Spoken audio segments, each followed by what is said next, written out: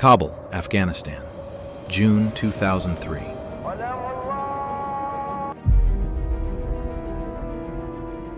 A man walks into the German embassy on Massoud Avenue and asks to speak with someone in private. He gives a false name. He is calm. He sits down, folds his hands on the table, and begins to talk. What he says over the next 2 hours will set in motion one of the most complex double-agent operations in the history of Central Asian intelligence. His real name is Sardar Wali. He has been living 2 lives for 11 years. This is the story of the spy who lived inside both worlds at once. Wali was born in Kandahar province in 1971, the 3rd son of a mid-ranking Taliban commander. He grew up speaking Pashto and Dari. He memorized the Quran by 14. By 19, he was carrying a rifle for the movement his father helped build. He was not unusual. Thousands of young men in southern Afghanistan followed the same path. What made Wali different was what happened in 1995. That year, a Pakistani ISI officer attached to a Taliban logistics unit took notice of him. Wali was sharp.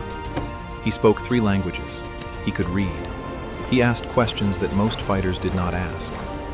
The ISI officer recruited him informally, tasking him with basic reporting on internal Taliban disputes and personnel movements. Wali did not think of himself as a spy.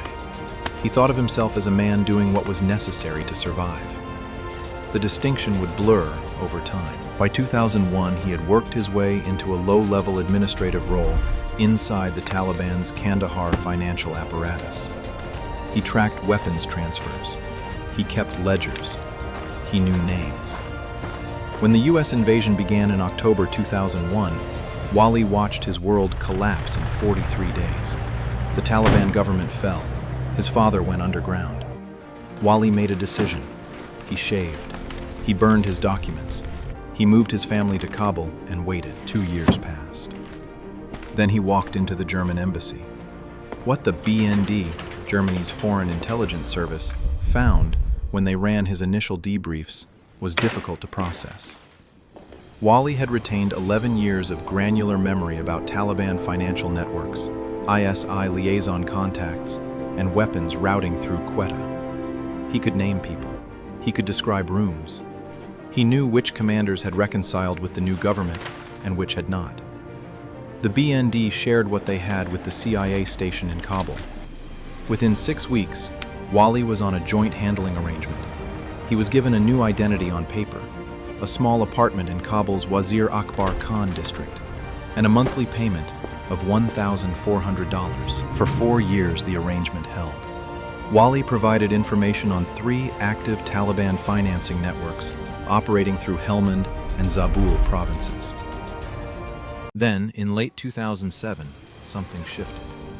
A signals intercept picked up a reference to a source inside the Kabul intelligence environment with access to German diplomatic contacts.